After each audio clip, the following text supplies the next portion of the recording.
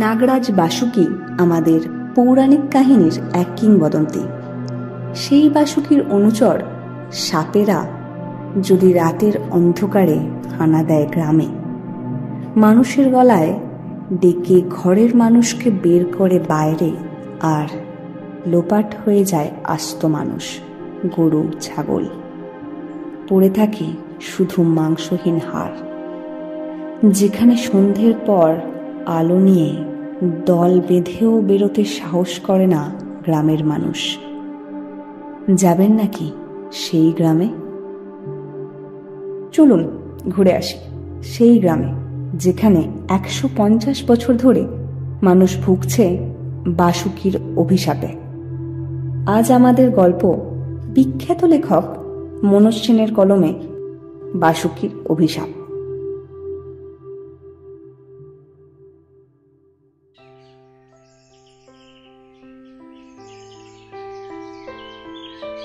অনেক বছর আগে, সম্ভবত 1958 সালে, আমাকে একবার বীরভূম জেলার বাঘেরহাট বলে একটা গ্রামে যেতে হয়েছিল।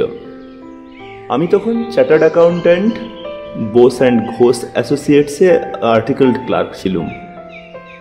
আমার অফিস আমাকে বাঘেরহাটে পাঠিয়েছিল ওখানকার স্বর্ণলতা মেমোরিয়াল বয়েজ হাই স্কুলের হিসেবপত্র অডিট করবার জন্য। সে যুগে বাঘেরহাট যাওয়া বেশ কষ্টসাধ্য ব্যাপার ছিল। বোলপুর থেকে একটা কঙ্কালসার লজ্ঝড়ে বাসে গেলুম হরিমোহন বলে একটা জায়গায়। সেটা নাকি একটা গ্রাম। আমি তো গ্রাম টাম কিছুই দেখতে পেলুম না।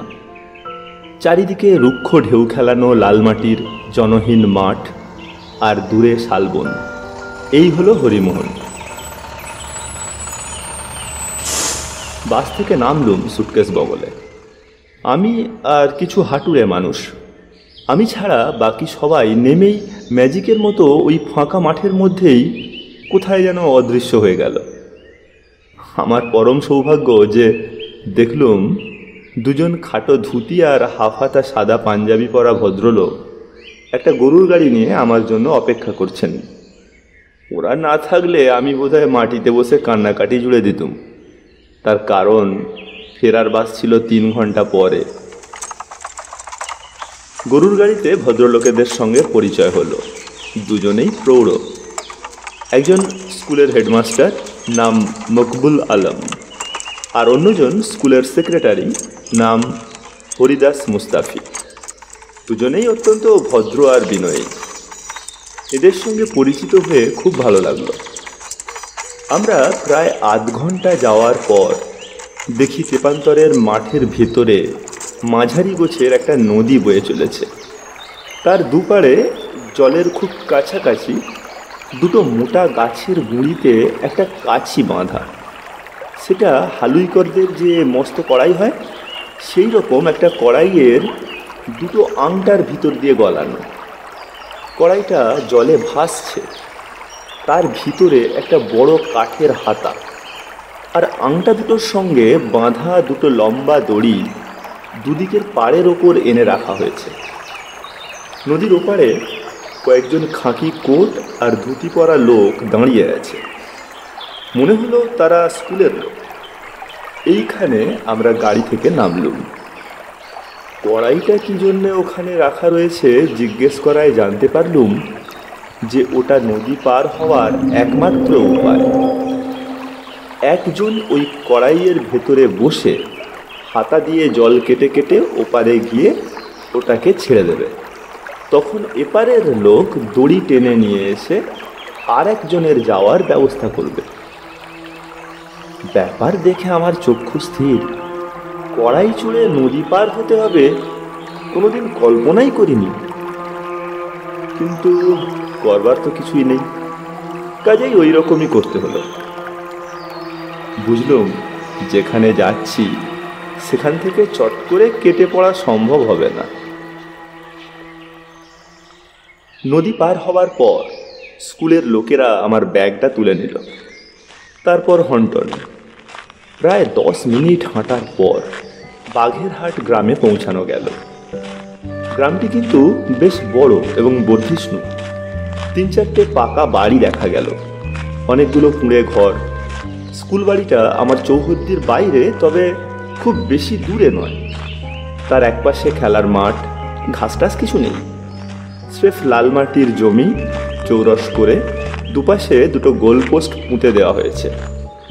বাকি সব দিকই ফাঁকা, আর পিছনে বেশ কিছুটা দূরে একটা বিশাল শালমহুয়ার ঘন জঙ্গল। সেই শান্ত পরিবেশ দেখে ভালোই লাগলো। তারপরেই বাঁধলো গোলমাল। যে লোকগুলো আমার ব্যাগটা নিয়ে যাচ্ছিল তারা সোজা স্কুলের দিকে না গিয়ে বাঁ দিকে ঘুরল। আমি জিজ্ঞেস করলুম, এ কি, ওরা ওদিকে কোথায় যাচ্ছে? আলম সাহেব বললেন, জমিদার বাবুর বাড়িতে আপনার থাকবার ব্যবস্থা করা হয়েছে, ওরা ওখানেই যাচ্ছে। বললুম, আপনাদের স্কুলের প্রেসিডেন্ট আপনাদের জমিদার শ্রী জগদীশচন্দ্র রায় না? অডিট করতে এসে আমি তো তাঁর বাড়িতে থাকতে পারি না। আপনি ওই লোকেদের ফিরে আসতে বলুন, আমি স্কুল বাড়িতেই কোথাও থাকবো, তার ব্যবস্থা করে দিন। আমি দরকার হলে রাত জেগেও কাজ করতে পারবো। আর ওই লোকেদের মধ্যে কেউ যদি রাঁধতে পারে সে যেন দুবেলা দুটো ভাত রেঁধে দেয়। তার জন্য যা লাগবে তার পয়সা আমি দিয়ে দেব। আমার কথা শুনে আলম সাহেব আর মুস্তাফি বাবু দুজনেই আঁতকে উঠলেন। প্রায় সমস্যারে বললেন, এ হতেই পারে না। আপনি কেন চিন্তা করছেন? জমিদার বাড়িতে আলাদা অতিথিশালা আছে, সেখানে কেউ আপনাকে বিরক্ত করবে না, এমনকি জগদীশবাবুও না। আপনি ওকে যেরকম লোক ভাবছেন উনি মোটেও তা নন, সে কথা সকলেই জানে। আপনার আগে যত অডিটররা এসেছেন তারা সকলেই ওখানে থেকেছেন, তাদের কোনো রকম অসুবিধে হয়নি। আমার তখন অল্প বয়স, রক্ত গরম, কাজেই কোনো কথাই শুনতে রাজি হলুম না। প্রায় 1 ঘন্টা ধরে তর্ক বিতর্ক চলল। আমি কিন্তু আমার সিদ্ধান্তে অনড় রইলুম। ততক্ষণে বিকেল হয়ে এসেছে। দেখলুম একজন লম্বা চওড়া ধুতি পরা বয়স্ক ভদ্রলোক আমাদের দিকে আসছেন। তাকে দেখে আমার সঙ্গী দুজন যেরকম জড়সড় হয়ে পড়লেন তাতে বুঝতে পারলুম ইনি জগদীশচন্দ্র রায়।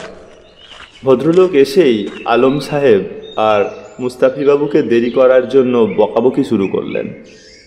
যখন দেরি হওয়ার কারণটা শুনলেন তখন আমাকে চোখ পাকিয়ে ধমক দিয়ে বললেন, শোনো এ ছোকরা, তুমি যদি আমার বাড়িতে না থাকো তাহলে আমি তোমার কোম্পানির মেজকর্তা হাঁদু, মানে ওই যে কি বলে বিজয়েন্দু বোসের কাছে তোমার নামে কমপ্লেন করব।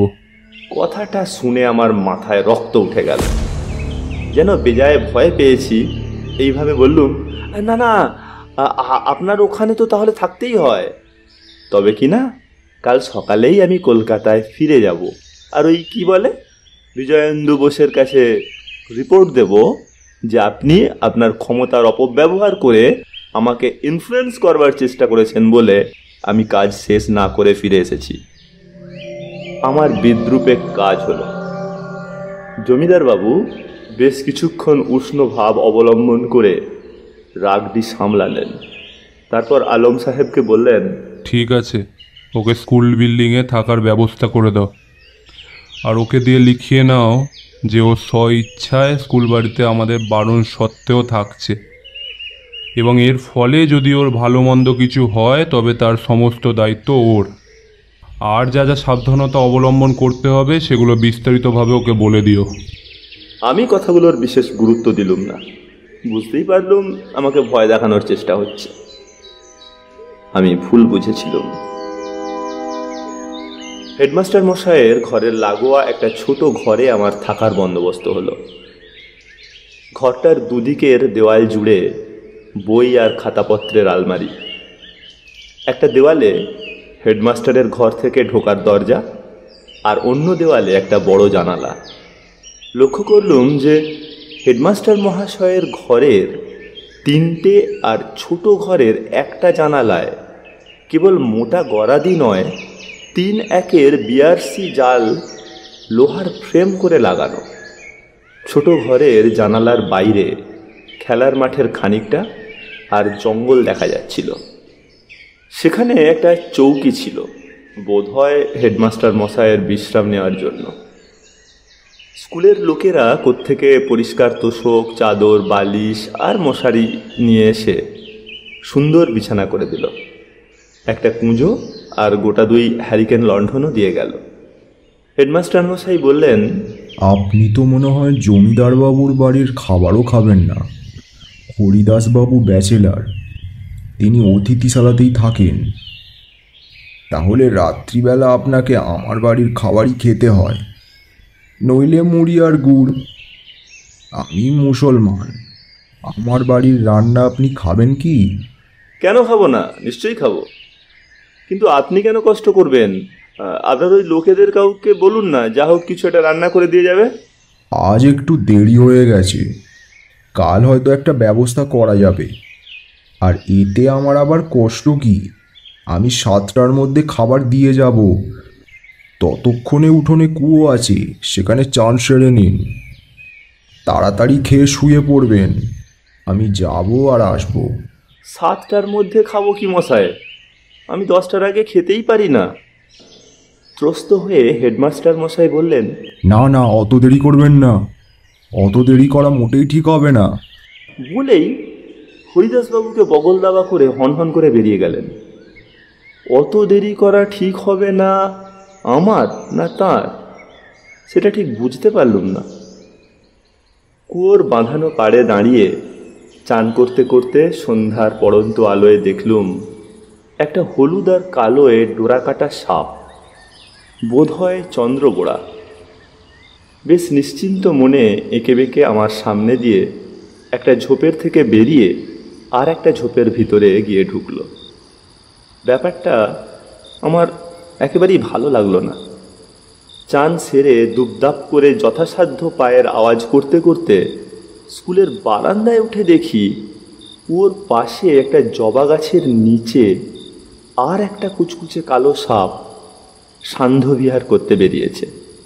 সেটা কেউটেও হতে পারে, আবার নির্বিষ কালনাগিনীও হতে পারে। সেটা যাই হোক, দৃশ্যটা মনোরম নয়। আমার মনে হলো এই সাপের ভয়েই বোধহয় আমাকে এখানে থাকতে বারণ করা হচ্ছিল। সে কথাটা সোজাসুজি বলতে বাধাটা কোথায়, সেটাই আমার বোধগম্য হলো না।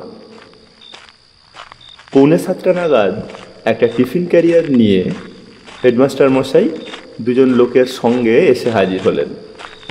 লোক দুটির হাতে মোটা লম্বা লাঠি আর 2টো পেট্রোম্যাক্স আলো।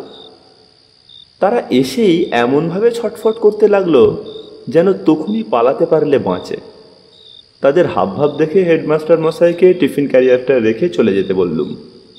তৎক্ষণাৎ 3জনে সেই প্রস্তাবে রাজি হয়ে গেলেন। যাওয়ার সময় হেডমাস্টার মশাই খুব গম্ভীর হয়ে বললেন, কয়েকটা কথা বলছি, খুব মন দিয়ে শুনুন। এ ঘরের বাইরের ভিতরের 2টো দরজাই বন্ধ করে শোবেন। 2টো দরজারই ভিতর দিয়ে কোলাপসিবল গেট আছে, সেগুলোও বন্ধ করে দেবেন। রাত 10টার পর ভুলেও বাইরে যাবেন না। ভোর না হওয়া পর্যন্ত আপনার ঘর থেকে বেরোবেন না, এমনকি জানলার সামনে গিয়েও দাঁড়াবেন না। আর যে কেউই এসে ডাকাডাকি করুক না কেন, কিছুতেই দরজা খুলবেন না। আমি আশ্চর্য হয়ে বললুম, ডাকাডাকি? কার ডাকাডাকি? এখানকার ভয়টা সাপের না? হেডমাস্টার মশাই সন্ত্রস্ত গলায় বললেন, সে ভয় তো আছেই, তবে কার ডাকাডাকি সেটা সঠিক জানা নেই। ভয় পাবেন না, আপনার কথায় বুঝেছি যে আপনি দুর্বল হৃদয়ের লোক নন, আপনার সাহস আছে। আমি যা বললুম সেটা অক্ষরে অক্ষরে মেনে চললে আপনার কোনো ক্ষতি হবে না, কাজেই চিন্তা করবেন না। করবেন না বললেই তো আর হয় না, চিন্তা না করে উপায় আছে? সবাই চলে যাওয়া মাত্র ভাবতে বসলুম যে ব্যাপারটা কি। এ বিষয়ে সন্দেহ নেই যে এখানে অত্যন্ত ভীতিজনক কিছু একটা ঘটে। সেটা কি হতে পারে? ভূত, ডাকাতি, অসামাজিক কাজকর্ম, গোপন বিপ্লবী রাজনৈতিক দলের আনাগোনা, না অন্য কিছু? যদি ভূত হয় তাহলে খুব একটা চিন্তিত হওয়ার কারণ নেই। ভূত বলে কিছু আছে কিনা আমি জানি না, যদি থাকেও তাহলে আমি ভয় না পেলে সেই বায়বীয় পদার্থ বা অপদার্থের পক্ষে আমার কোনো ক্ষতি করার সম্ভাবনা নেই। শরদিন্দুবাবু লিখেছেন, ভূতে ঘাড় মটকায়, এ কথা অত্যন্ত অশ্রদ্ধেয়। ভয় পেলে অবশ্য আমি নিজের ক্ষতি নিজে করে বসতে পারি, অতএব ভয় পেলে চলবে না। ডাকাত হলেও ভয় পাওয়ার তেমন কোনো কারণ নেই। জামা কাপড় আর শখানেক টাকা ছাড়া আমার কাছে কিছুই নেই, সেগুলি পত্রপাঠ তাদের হাতে তুলে দেওয়া যাবে। বাকি রইল অসামাজিক বা বিপ্লবী কার্যকলাপ। এই ব্যাপারটা বিপজ্জনক, কারণ যারা এসব কাজ করে তারা তাদের কাজের কোনো সাক্ষী সাবুত রাখতে চায় না। যদি সেরকম হয় তাহলে একেবারে ঘাপটি মেরে পড়ে থাকতে হবে, টু শব্দটিও করা চলবে না, এমনকি জানালার সামনে গিয়েও দাঁড়ানো চলবে না। কৌতূহল দেখাতে গিয়ে বিপদ ডেকে আনা নিতান্তই নির্বুদ্ধিতা হবে। তবে একটা ব্যাপারে নিশ্চিন্ত হওয়া গেল, হেডমাস্টার মশাইয়ের এই দুর্গের মতো এই সুরক্ষিত ঘরে বিস্ফোরক ব্যবহার না করে কেউ সহজে ঢুকতে পারবে না। 8টা নাগাদ খেয়ে নিয়ে আলো নিভিয়ে মশারির ভেতরে ঢুকে গেলুম। কি হয় তার অপেক্ষা করতে করতে কখন যেন ঘুমিয়ে পড়েছি। হঠাৎ একটা অস্বস্তির মধ্যে ঘুম ভেঙে গেল। তার কারণটা খুঁজতে গিয়ে দেখি ঘরের ভিতরের হাওয়াটা কেমন যেন ভারী হয়ে বুকের উপর চেপে বসেছে, অসম্ভব গুমোট। সে সময়টা গ্রীষ্মকাল, কাজেই অমন হওয়াটা অস্বাভাবিক নয়। জানালার বাইরে দ্বাদশীর চাঁদের আলোয় পৃথিবী ভেসে যাচ্ছে, অথচ অত উজ্জ্বলতা সত্ত্বেও তা যেন কেমন অদ্ভুত রকমের বিষণ্ণ। তার কারণ চারিদিকের অস্বাভাবিক নিস্তব্ধতা, কোথাও এতটুকু শব্দ নেই। মনে হচ্ছে যেন বাইরের জগৎটা নিঃশ্বাস বন্ধ করে মরার মতো পড়ে রয়েছে। আমিও যতটা সম্ভব নড়াচড়া না করে স্থির হয়ে শুয়ে রইলুম। আমার মন বলছিল যে কিছু একটা ঘটতে চলেছে। আমি তারই প্রতীক্ষা করতে লাগলুম। ঠিক করলুম যে কি ঘটে সেটা দেখে আমার কর্তব্য স্থির করব, আগে ভাগে কোনো কৌতূহল দেখাবো না। মিনিট 15 বাদে হঠাৎ একটা ক্ষীণ খসখস শব্দ শুনতে পেলুম। আমার শ্রবণ শক্তি এমনিতে খুব জোরালো, তবু চারিদিক যদি একেবারে নিস্তব্ধ না হতো তাহলে হয়তো সেই শব্দ আমার কানেই আসতো না। মনে হলো যেন দু একজন লোক খুব সাবধানে পা ঘষে ঘষে হেঁটে আসছে। আওয়াজটা ঠিক আমার জানালার নিচে এসে থামল। খুব নিচু গলায় কে যেন হিস হিস শব্দ করে বিচ্ছিরিভাবে হাসল। ওইভাবেই বলল, জানালাটা খোলা, কেউ আছে নাকি? কথাগুলো জড়ানো, বীরভূম অঞ্চলের টান আছে, কিন্তু বুঝতে অসুবিধা হলো না। আর একটা চাপা গলা শুনতে পেলুম, মনে হয় না এর আগের বার খেলার মাঠে গরুটার যা অবস্থা করেছিলাম আমরা, তারপরে কি আর কেউ থাকবে? দেখছিস না, এখানকার লোকগুলো খুব সাবধান হয়ে গেছে। অবস্থাটা একটু না থিতলে এখানে কিছু হবে না। মনে হচ্ছে আমাদের অন্য একটা গ্রাম ধরতে হবে। যা হোক, এসেছি যখন তখন চল একবার দেখি ভেতরে কেউ আছে কিনা। যারা কথা বলছিল তারা আবার যেন পা ঘষে ঘষে জানালার তলা থেকে সরে গেল। আমার কেমন যেন একটা ধাঁধা লেগে গেল। ওরা কারা? ভেতরে কেউ আছে কি না তা জানবার জন্য তারা জানালা দিয়ে উঁকি মারল না কেন? ঘরের ভিতরে আলো জ্বলছে না ঠিকই, কিন্তু চাঁদের আলোয় তারা মশারি খাটানো বিছানাটা নিশ্চয়ই দেখতে পেত। খেলার মাঠে একটা গরুকে কি করা হয়েছিল যাতে স্কুল বাড়িতে কেউ থাকতে না পারে?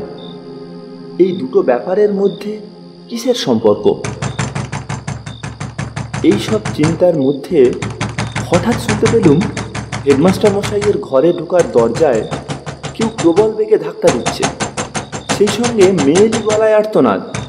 ঘরে কেউ আছেন? একটু দরজাটা খুলুন না, ভীষণ বিপদে পড়েছি, দয়া করে একটু আশ্রয় দেবেন। আর্তনাদটা এতই করুণ যে আমার প্রথমে প্রবল ইচ্ছে হলো দৌড়ে গিয়ে দরজাটি খুলে দিই। মশারি তুলে বেরোতে যাচ্ছি, হঠাৎ হেডমাস্টার মশাইয়ের সাবধান করে দেওয়া কথাগুলো মনে পড়ে গেল। ওর না হওয়া পর্যন্ত আপনার ঘর থেকে বেরোবেন না, এমনকি জানলার সামনে গিয়েও দাঁড়াবেন না। আর যে কেউই এসে ডাকাডাকি করুক না কেন, কিছুতেই দরজা খুলবেন না। এই তাহলে সেই ডাকাডাকি? এ তো ভূতের বা নিশির ডাকের মতো কিছু নয়। যে কণ্ঠস্বর শুনলুম সে তো মানুষের গলা। খুব সম্ভবত কোনো পুরুষ মেয়েলি গলা করে ডাকছে। উদ্দেশ্যটা কি? সেটা যে ভালো নয় তা তো বুঝতেই পারছি। একটু আগে যে কথোপকথন শুনেছি তাতে তো উদ্দেশ্যটা ডাকাতি বলে মনে হচ্ছে না। তাহলে সেটা কি হতে পারে? বেশ কিছুক্ষণ বাদে আর্তনাদ বন্ধ হলো। আমি এত ক্লান্ত ছিলুম যে চেষ্টা করেও জেগে থাকতে পারলুম না, ঘুমিয়ে পড়লুম। পরদিন যখন ঘুম ভাঙল, হাত ঘড়িতে দেখলুম 6টা বাজছে। বাইরে উজ্জ্বল সকাল, দূর থেকে ভেসে আসছে লোকজনের গলা, গরুর ডাক, মুরগির আওয়াজ। আমি তাড়াতাড়ি বিছানা ছেড়ে উঠে পড়লুম। দরজা খুলে বাইরে বেরিয়ে এসে বারান্দায় দাঁড়ালুম। কাল রাত্রে কারা এসেছিল তার একটু খোঁজ করা দরকার। ভালো করে বারান্দার সিমেন্ট বাঁধানো মেঝে পরীক্ষা করে দেখলুম। একটা দুটো পায়ের ছাপ দেখতে পাবো আশা করেছিলুম। আশ্চর্য ব্যাপার, একটাও পেলুম না। বারান্দার নিচে লাল ধুলোর ওপরে কয়েকটা জুতোর ছাপ পেলুম বটে, কিন্তু মেপে দেখি সেগুলো আমারই। তবে বারান্দার ওপরে আর নিচে লাল ধুলোর ওপরে কতকগুলো অদ্ভুত দাগ আমাকে চিন্তিত করে তুলল। ক্ষীণ আঁচড় কাটার মতো দাগগুলো এঁকে বেঁকে কুয়োতলা পাক খেয়ে ঘুরে চলে গেছে স্কুলের বাইরে। আমি দাগগুলো অনুসরণ করতে করতে চলে এলুম খেলার মাঠের ওপরে। দেখলুম মাঠ পেরিয়ে দাগগুলো চলে গেছে দূরের জঙ্গলটার দিকে। তখন আর ওদিকে যাওয়ার কোনো মানে হয় না, তাই স্থির করলুম যে একটু বেলা হলে লোকজন নিয়ে দাগগুলো কোথায় যায় সেটার খোঁজ করে দেখতে হবে। স্কুলের সামনে এসে পৌঁছতেই দেখি হেডমাস্টার মশাই আর জনা পাঁচেক ভদ্রলোক ভয়ানক চিন্তিত মুখে বারান্দায় দাঁড়িয়ে রয়েছেন। আমাকে দেখে খুশি হওয়ার চেয়েও তাদের মুখে স্তম্ভিত হওয়ার ভাবটাই বেশি বলে মনে হলো। আমি যে আমি সে ব্যাপারে দেখলুম তাদের যেন বেশ সন্দেহ রয়েছে। পারলে আমার গা হাত পা টিপে টুপে দেখেন আর কি। হেডমাস্টার মশাই তো বেশ জোরে চেঁচিয়েই উঠলেন। কোথায় ছিলেন আপনি বিদ্যুৎবাবু? কাল রাত্রে সব ঠিকঠাক ছিল তো? আমরা চিন্তায় মরছি। আমি যথাসাধ্য স্বাভাবিক স্বরে বললুম, সব ঠিকই ছিল। আমি একটু মর্নিং ওয়াক করতে বেরিয়েছিলাম। আপনি আজ কখন আসছেন এখানে? কাগজপত্র সব তৈরি আছে তো? আমার নিরুত্তাপ কথা শুনে হেডমাস্টার মশাই যেন একটু বেশ হতাশ হলেন। বললেন, হ্যাঁ আছে। একটু তাড়াতাড়ি আসবেন, অন্য মাস্টার মশাইরা আসবার আগে আপনার কাছ থেকে সব ব্যাপারটা জেনে নিতে চাই। হেডমাস্টার মশাই আমার কথার ইঙ্গিতটা বুঝলেন, বললেন, তাই হবে। হেডমাস্টার মশাইয়ের মুখে যা শুনলুম তাতে তো আমি স্তম্ভিত। গত 50 বছর বা তারও বেশি সময় ধরে বাঘেরহাট আর তার আশেপাশের কয়েকটা গ্রামে নাকি বাসুকির অভিশাপ লেগেছে। খেলার মাঠের পিছনে যে জঙ্গল রয়েছে সেখানে নাকি নাগরাজ বাসুকির চেলাচামুন্ডারা আস্তানা গেড়েছে। তারা সেখান থেকে মাঝে মাঝে বেরিয়ে এসে বাঘেরহাট এবং অন্যান্য গ্রামগুলোর ওপর আক্রমণ চালায়। তখন যা হতে থাকে তা অতি ভয়াবহ। গরু, ছাগল, হাঁস, মুরগি, এমনকি মানুষ পর্যন্ত যা বাইরে পায় তাই তুলে নিয়ে গিয়ে খেয়ে ফেলে, আর তাদের ভুক্তাবশেষ যত্রতত্র ছড়িয়ে ছিটিয়ে ফেলে রেখে যায়। যখন কিছু পায় না তখন তারা মানুষের গলায় ডাকে। যে সেই ডাকে সাড়া দিয়ে বাইরে আসে সে তৎক্ষণাৎ তাদের শিকারে পরিণত হয়। এখানে বেশ কয়েকজন এইভাবে প্রাণ হারিয়েছে। সমস্ত গ্রাম এই সময় আতঙ্কে মুহ্যমান হয়ে পড়ে। সন্ধ্যের আগেই সব বাড়িতে দরজায় খিল পড়ে যায়। গরু, বাছুর আর হাঁস মুরগি ঘরের ভিতরে নিয়ে আসে। এরকম আগে মাসখানেক ধরে চলতো। এখন দিন 10 চলে, তারপর 7-8 মাস বা 1 বছরের জন্য সব শান্ত থাকে, আবার শুরু হয়। অন্যান্য গ্রামেও একই অবস্থা, তবে একসঙ্গে 2টো গ্রাম আক্রান্ত হয়নি আজ পর্যন্ত। আমি জিজ্ঞাসা করলুম, বাসুকির চেলা কথাটার মানে কি? হেডমাস্টার মশাই খুব গম্ভীরভাবে বললেন, আসলে এরা সাপ মানুষের মূর্তি ধরে আসে। 2-1জন খুব সাহসী লোক পূর্ণিমার রাত্রে জানলা ফাঁক করে এদের দেখেছে। ছোট ছোট বাচ্চা ছেলের মতো দেখতে। রাজাবাবুর এক দারোয়ান একবার ওদের দিকে বন্দুকের গুলি চালিয়েছিল। তৎক্ষণাৎ রহস্যজনকভাবে তার মৃত্যু হয়। মৃত্যুর কারণ সাপের বিষ, যদিও তার শরীরে কোনো ছোবলের দাগ ছিল না। একটা কুকুর তাদের তাড়া করতে গিয়ে একইভাবে একই কারণে মারা যায়। লোকেদের ধারণা যে এরা চোখের মধ্যে বিষ ছুঁড়ে দিয়ে ওদের মৃত্যু ঘটিয়েছে। হেডমাস্টার মশাইয়ের কথা শুনে আমি হাসবো না কাঁদবো বুঝে উঠতে পারলুম না। জিজ্ঞাসা করলুম, বিষটা যে সাপের সেটা বুঝলেন কি করে? আমরা গ্রামের মানুষ, এ ব্যাপারে আমাদের ভুল হতে পারে না। বিষ যে ছুঁড়েছে সে মানুষের রূপধারী সাপ না হয়ে স্রেফ মানুষ হলে কোনো আপত্তি আছে কি? আছে। যারা আসে তারা মানুষের মতো দেখতে হলেও তাদের পায়ের কোনো ছাপ পড়ে না। তারা যেখান দিয়ে যায় সেখানে মাটির ওপর সাপের চলার আঁকা বাঁকা দাগ দেখা যায়। হ্যাঁ, সেরকম দাগ আমিও দেখেছি বটে। সেগুলো ফুটবল মাঠের ওপর দিয়ে জঙ্গলের দিকে চলে গেছে। কিন্তু কি জানেন, সাপ মানুষের মূর্তি ধরে আসে এ কথাটা বিশ্বাস করা কঠিন। যারা আসে তারা মানুষই, ক্ষুধার্ত, ক্ষিপ্র, নৃশংস আর অত্যন্ত চতুর নরখাদক মানুষ। তারা খুব সম্ভবত ওই জঙ্গলটায় থাকে। আপনারা কি কখনো জঙ্গলটা খুঁজে দেখেছেন বা ওখানে একদল নরখাদক লোক থাকে বলে জনশ্রুতি শুনেছেন? না, সেরকম কোনো কিছু শুনিনি। আর জঙ্গলটা আমি এখানে আসার পর খোঁজা হয়নি বটে, কিন্তু 15-20 বছর আগে রাজাবাবুর বাবা রামচন্দ্র রায় লোকজন নিয়ে বেশ কয়েকবার ওখানে গিয়েছিলেন, কিছুই পাননি। তারপর একবার ওখান থেকে ফেরবার সময় ওর দলের একেবারে পিছনের 2টি লোক সাপের বিষে মারা যায়। তখন থেকে আর কেউ ওদিকে যায়নি। পুলিশে খবর দেওয়া হয়নি? হয়নি। আবার কৃষ্ণরামপুরের থানায় অনেকবার খবর দেওয়া হয়েছে, কোনো ফল হয়নি। আসেই না কেউ। কড়াই চড়ে নদী পেরিয়ে আসতে বাবুদের বয়ে গেছে।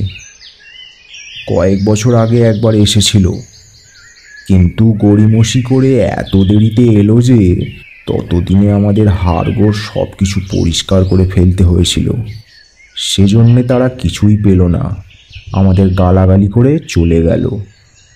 আসলে তারা আমাদের কথা মোটে বিশ্বাসই করে না, কেউ করে না।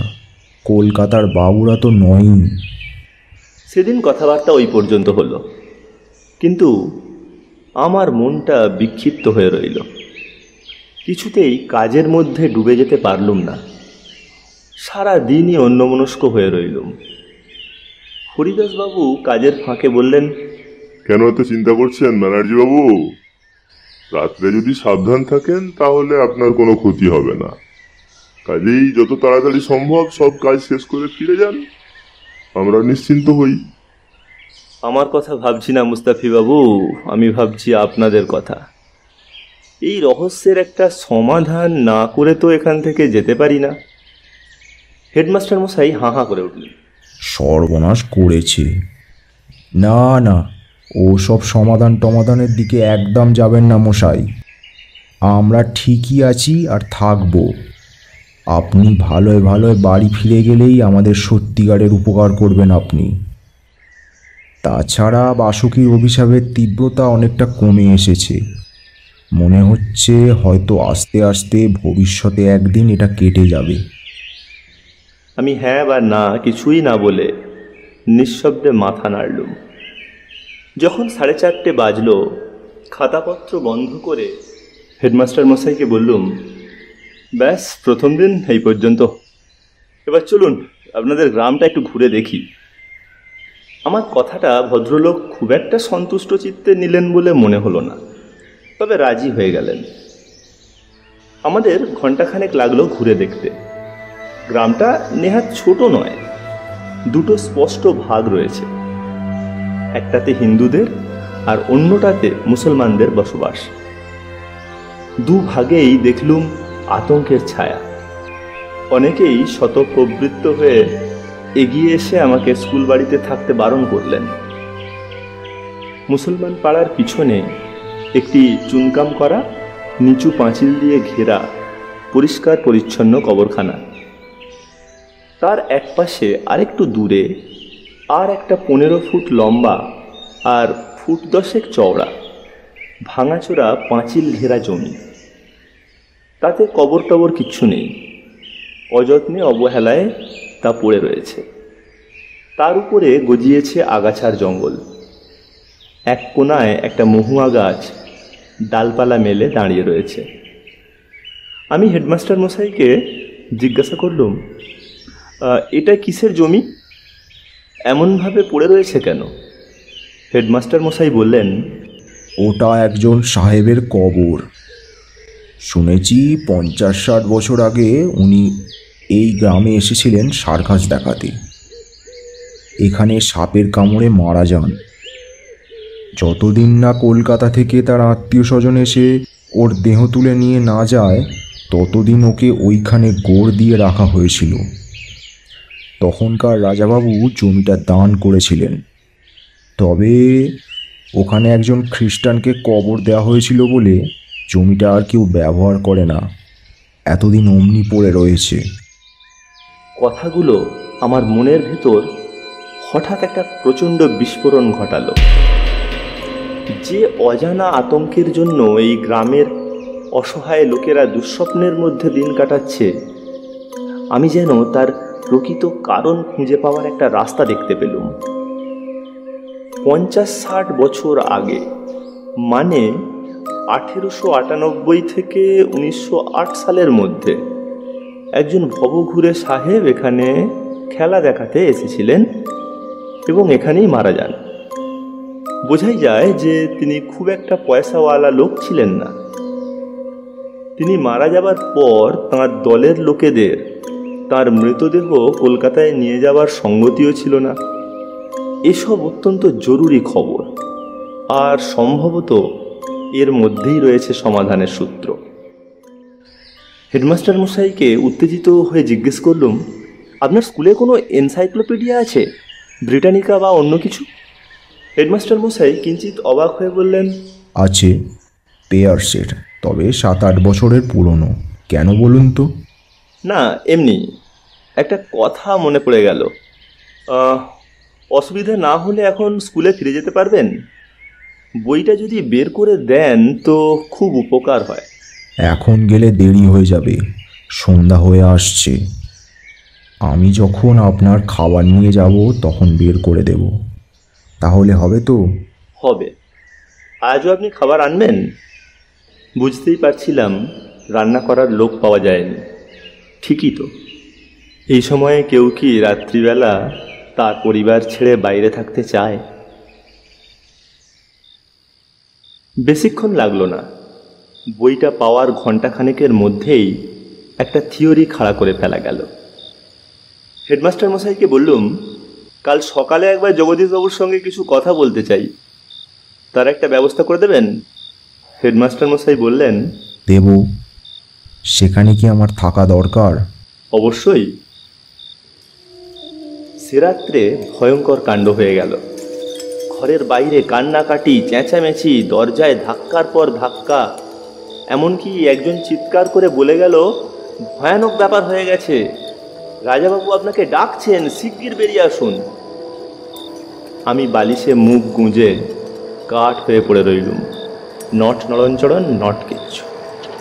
কেবল মনে মনে বলে গেলুম, হচ্ছে, তোমাদের ব্যবস্থা হচ্ছে।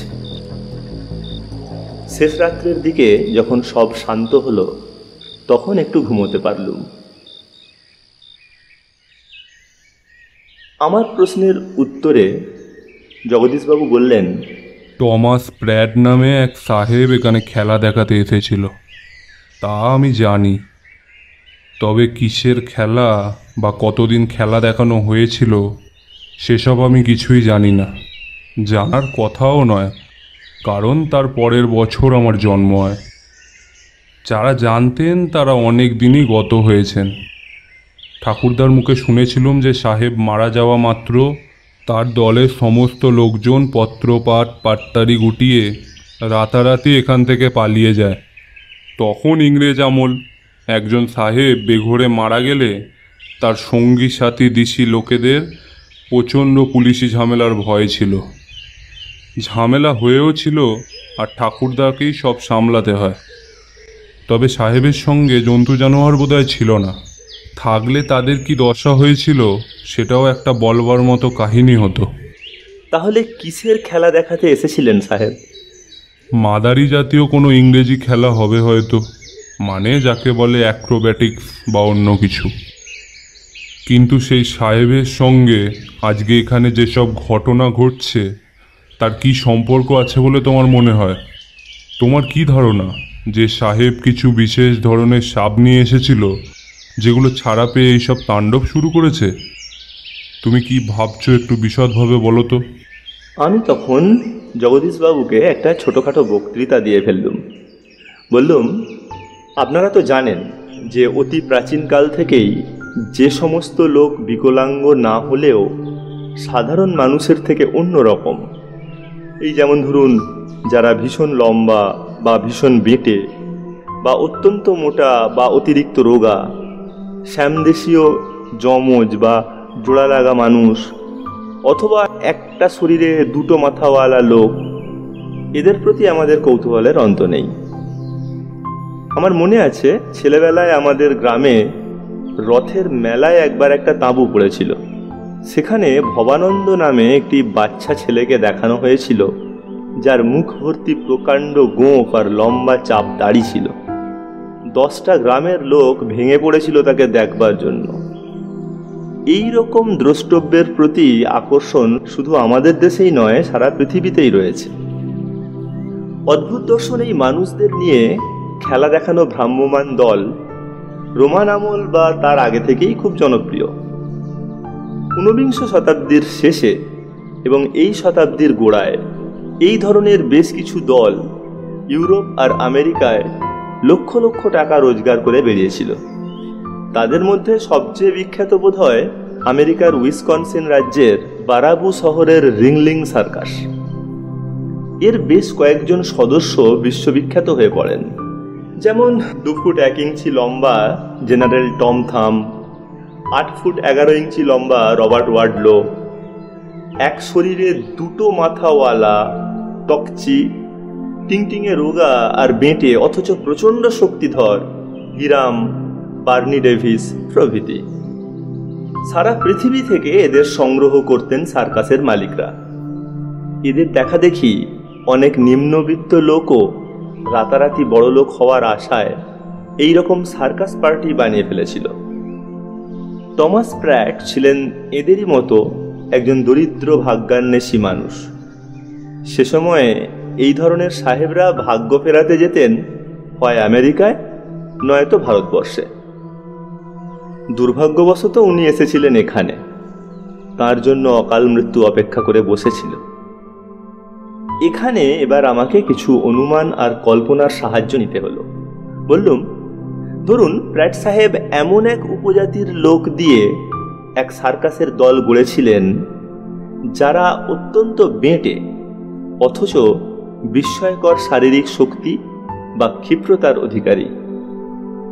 আমার বিশ্বাস এরা পিগমিদের কোনো প্রজাতির লোক, যাদের উচ্চতা বাচ্চা ছেলের বেশি হয় না। এই ধরনের কিছু লোক আফ্রিকা থেকে নিয়ে এসে তাদের দিয়ে সাহেব তাঁর দল তৈরি করেছিলেন বলে মনে হয়। নিকোবরের কিছু উপজাতি আছে যারা অনেকটা এইরকমই। তবে যতই ক্ষুধার্ত হোক না কেন, এরা কখনোই নরমাংস খাবে না।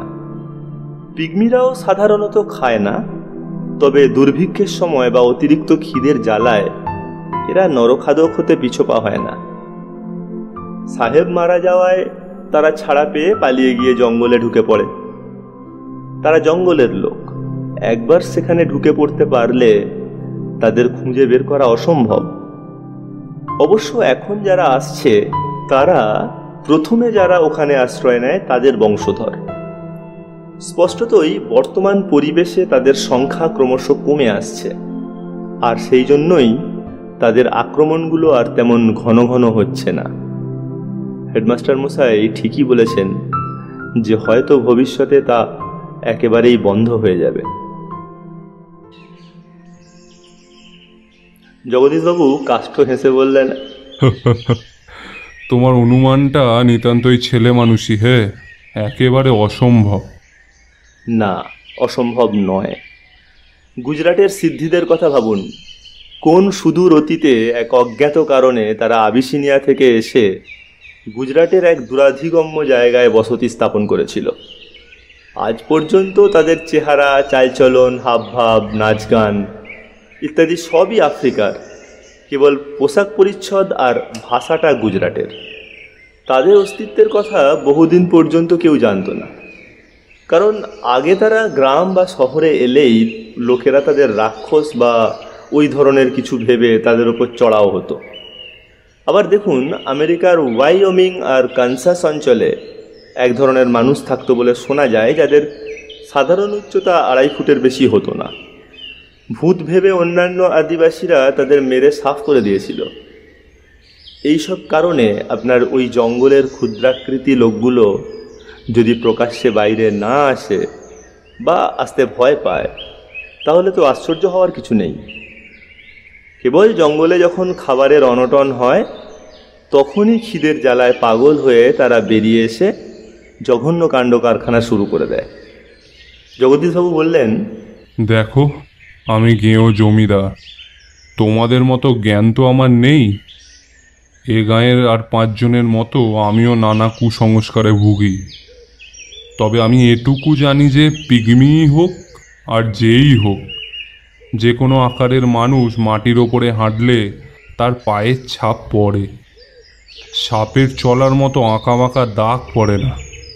ঠিক কথা।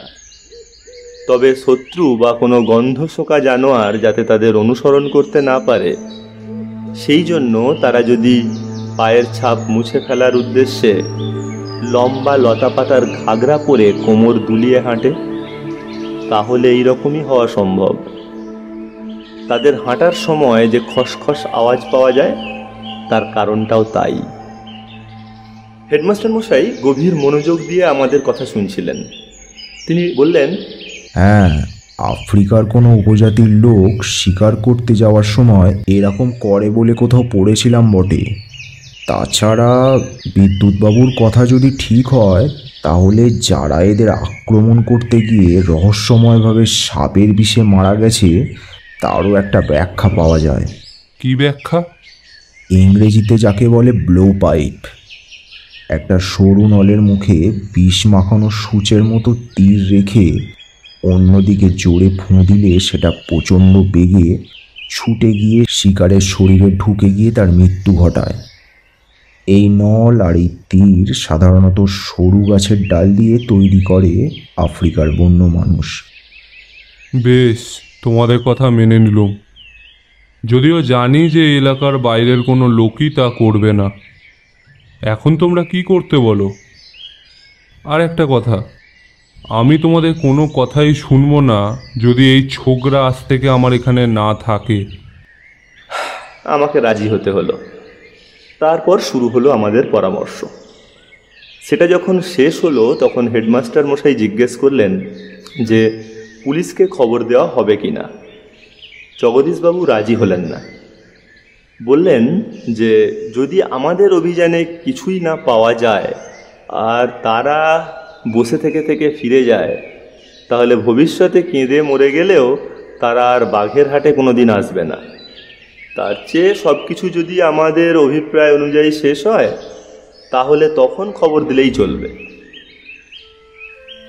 কলকাতা থেকে মালপত্র এনে সব ব্যবস্থা করতে দিন দুয়েক লাগলো। এর মধ্যে প্রত্যেক রাত্রেই বাসুকির চেলাদের আবির্ভাব হয়েছে। ফলে মুসলমান পাড়া থেকে গোটা কয়েক মুরগি আর হিন্দু এলাকা থেকে একাধিক ছাগল খোয়া গিয়েছে। আমাদের প্রতি আক্রমণের ব্যবস্থাটা হলো এই রকম। মুসলমান পাড়ায় একটা পরিত্যক্ত আংশিক দোতলা পাকা বাড়ি ছিল। বাড়িটা বেশি পুরানো নয়। বাড়ির মালিক গুড় ব্যবসায়ী সেলিম শেখ মাত্র কয়েক বছর আগে এখানকার পাট তুলে পূর্ব পাকিস্তানে চলে গিয়েছেন। চাবিটা রেখে গিয়েছিলেন তার ভাইপো আমজাদের কাছে। বাড়িটার দোতলায় একটা মাত্র ঘর, একতলায় 3-4টে ঘর। তার মধ্যে রান্নাঘরের পাশে একটা বড় সড়ো গুদাম ঘর আমাদের রণক্ষেত্র হিসাবে বেছে নেওয়া হলো। ঘরটার দেওয়াল 20 ইঞ্চি চওড়া, এক পাশে একটা বড় দরজা আর ঠিক ছাদের নিচে একটা মোটা গরাদ লাগানো ঘুলঘুলি। এছাড়া জানালা টানালার বালাই নেই। প্রথমে মোটা মোটা তক্তা স্ক্রু দিয়ে আটকে দরজাটাকে শক্তিশালী করা হলো। তারপর কপিকল আর দড়ি দিয়ে বেঁধে এমন ব্যবস্থা করা হলো যাতে দোতলা থেকে দড়ি ছেড়ে খুব তাড়াতাড়ি সেটাকে বন্ধ করে দেওয়া যায়। বাইরে এমনভাবে দুটো লোহার হুড়কো লাগানো হলো যেগুলো পড়ে গেলে ভেতর থেকে খোলা অসম্ভব হয়ে পড়ে। বাইরে থেকে খুলতে গেলেও একজন তাগড়া লোককে হাতুড়ি মেরে তা করতে হবে। ঠিক হলো মুসলমান পাড়ার 2জন ডাকাবুকো ছেলে থাকবে দোতলার ঘরে, আর জগদীশবাবুর সঙ্গে আমরা কয়েকজন থাকব উল্টো দিকের একটা কুঁড়ে ঘরের ভেতর। 2জন দারোয়ানও থাকবে বন্দুক নিয়ে। জগদীশবাবুর কাছে একটা পিস্তল থাকবে। আমরা পালা করে দরজার একটা ফাঁক দিয়ে উল্টো দিকের বাড়িটার দিকে নজর রাখব। স্কুল থেকে আনা 2টো রেফারির হুইসেলের একটা আমার কাছে আর একটা রইল হেডমাস্টার মশাইয়ের কাছে। তার আওয়াজ পেলেই দোতলার ছেলে 2জন দড়ি ছেড়ে নিচের দরজাটা বন্ধ করে দেবে। আমরা না বলা পর্যন্ত তারা নিচে নামবে না। গুদামঘরের মেঝে গোটা 3 শাবল হাতুড়ি মেরে শক্ত করে গেঁথে দিয়ে সন্ধ্যের ঠিক আগে একটা গরু আর 2টো ছাগল এমনভাবে বেঁধে দেওয়া হলো যাতে সেগুলো ওখান থেকে খুলে নেওয়া না যায়। তারপর সবাই যে যার নির্দিষ্ট জায়গায় চলে গেল। সব প্রস্তুতি শেষ। শুরু হলো প্রতীক্ষা। সেদিন পূর্ণিমা, উজ্জ্বল জ্যোৎস্নায় চারিদিক ভেসে যাচ্ছে। কাজেই আমাদের ঘরের বাইরে কি হচ্ছে তা তার দেখতে কোনো অসুবিধা ছিল না। রাত 12টা নাগাদ বাসুকির চেলাদের সাক্ষাৎ পাওয়া গেল। প্রথমে একটা খসখস শব্দ, তারপর দেখা গেল জনা ছয়েকের একটা দল সেলিম শেখের বাড়ির দিকে এগিয়ে আসছে।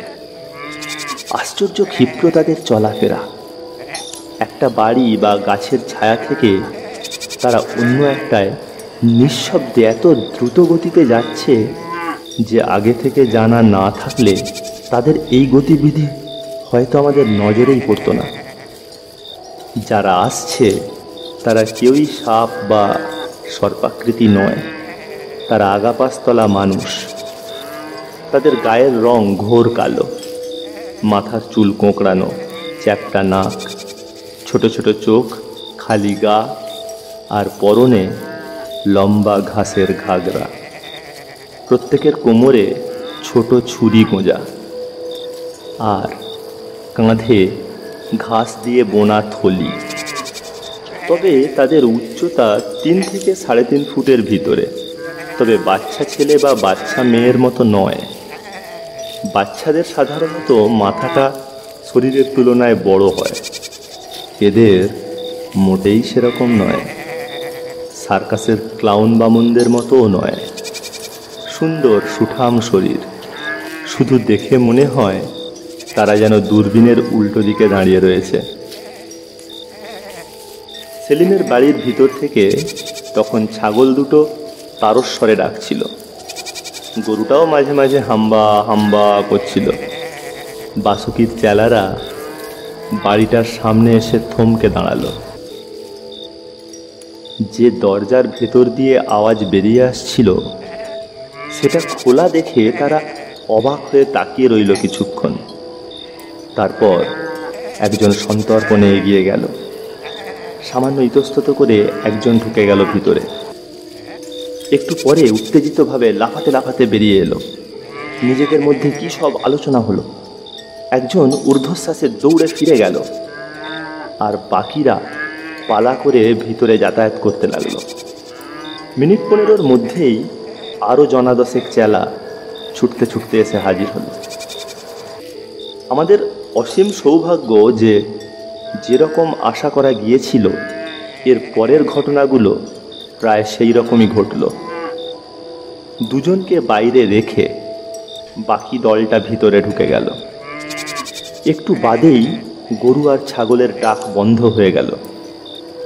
বাইরের দুজন এমনিতেই ছটফট করছিল, আর একটু অপেক্ষা করে তারাও ভিতরে চলে গেল। খিদের জ্বালা বোধহয় আর তাদের পক্ষে সহ্য করা সম্ভব হলো না। জগদীশবাবু ফিসফিস করে বললেন, এইবার। অমনি দুটো হুইসেল একসঙ্গে বেজে উঠল। তার পর মুহূর্তেই সেলিমের বাড়ির ভেতর থেকে দড়াম দড়াম করে দরজা বন্ধ হওয়ার আওয়াজ পাওয়া গেল। এরপর প্রথম কয়েক মিনিট কোনো শব্দ পাওয়া গেল না। বাসুকির চেলারা কেউ বেরিয়েও এলো না। কিন্তু তারপরেই একটা চাপা কোলাহল শুরু হলো। সে এক হৃদয় বিদারক হাহাকার, মেয়েলি গলায় ছেড়ে দেবার জন্য আকুল আকুতি। সেটা সহ্য করা যায় না।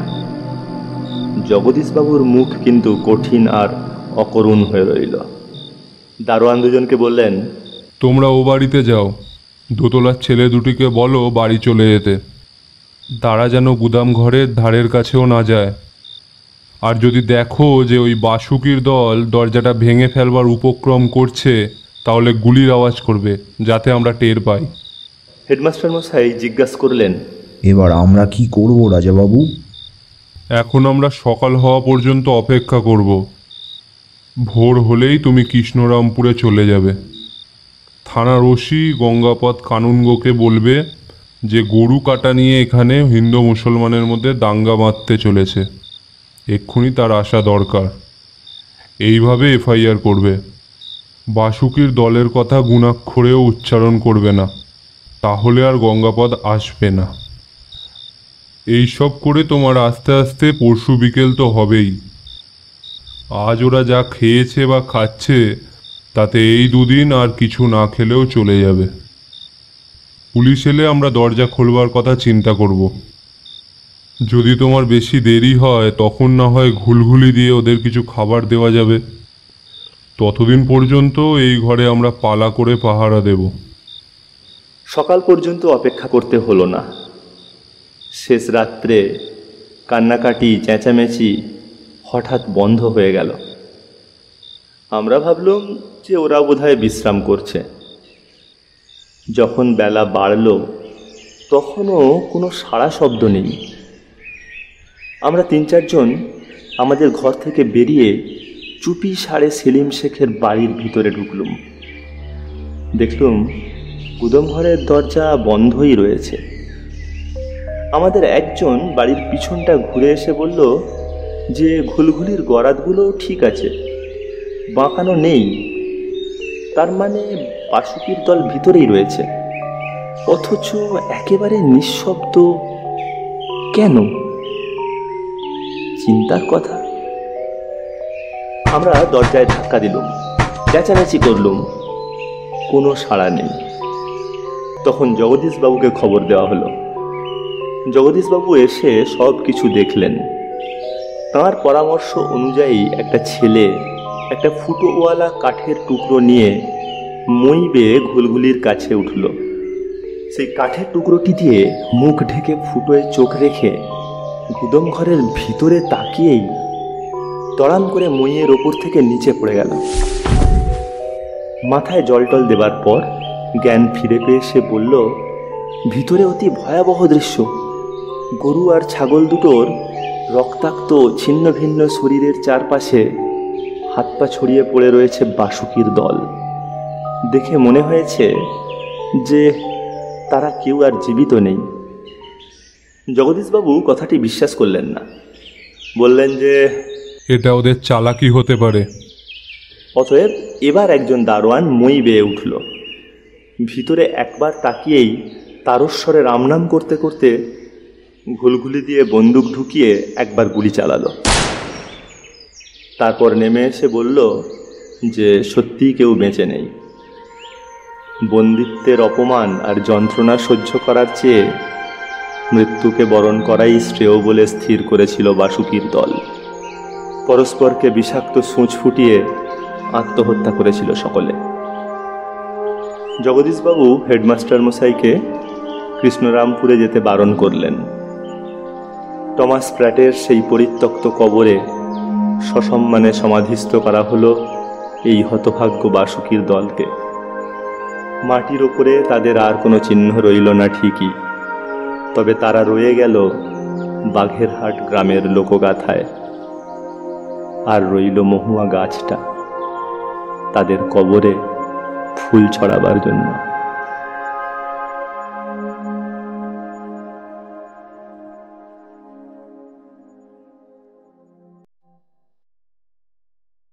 শেষ হলো আমাদের আজকের গল্প বাসুকির অভিশাপ। গল্প পাঠে ছিল ধীমান, জমিদারের চরিত্রে সায়ন, হেডমাস্টারের ভূমিকায় সুদীপ এবং গল্পের সূত্রধর আমি লাভলি। কেমন লাগলো জানাবেন কিন্তু। ভালো লেগে থাকলে আত্মীয় স্বজন বন্ধুবান্ধবদের সাথে শেয়ার করতে অনুরোধ করছি। চ্যানেলটি এখনও সাবস্ক্রাইব করে না থাকলে প্লিজ সাবস্ক্রাইব করে নিন। আমরা আপনাদের জন্য নিয়ে আসবো এমনই সব দারুণ দারুণ গল্প। সঙ্গে থাকুন, শুনতে থাকুন গল্পকথক।